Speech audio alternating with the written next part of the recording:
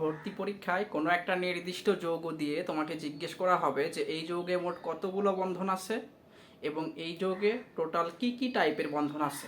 দুইটা প্রশ্নই জিজ্ঞেস করতে পারে কিন্তু। যেমন আমাদের ঢাকা বিশ্ববিদ্যালয় 18-19 এবং 23-24 শিক্ষাবর্ষে আসছিল Al2Cl6 এই যৌগে মোট কতগুলো বন্ধন আছে এবং কি কি টাইপের বন্ধন আছে। দেখো, AlCl3 কেমনে গঠিত হয়? একটা অ্যালুমিনিয়াম, 3টা ক্লোরিন সমযোজী বন্ধনের মাধ্যমে AlCl3 অণু তৈরি করে।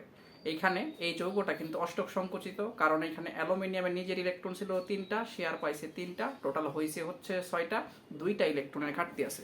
এই ধরনের ইলেকট্রন ডেফিসিয়েন্ট স্পেসিস পরস্পরের সাথে যুক্ত হয়, দুইটা অণু যুক্ত হয়ে ডাইমার তৈরি করে। LCl3 দুই অণু পরস্পরের সাথে যুক্ত হবে।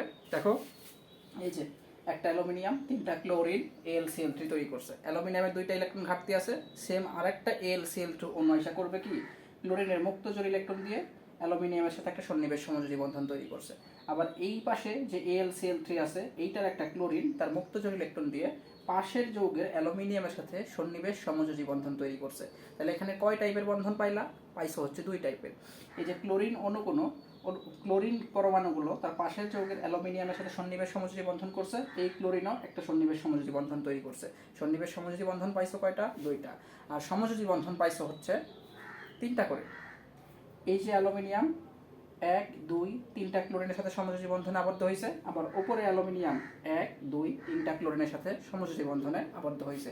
তাহলে Al2Cl6 এই যৌগের মধ্যে তোমরা 2 টাইপের বন্ধন পাইছো, একটা হচ্ছে তোমার সমযোজী আর অন্যটি হচ্ছে সন্নিবেশ সমযোজী। ঠিক তেমনি এইখানে তুমি হচ্ছে সন্নিবেশ সমযোজী বন্ধন পাইছিলা হচ্ছে 2টা, আর সমযোজী বন্ধন পাইছিলা হচ্ছে 6টা।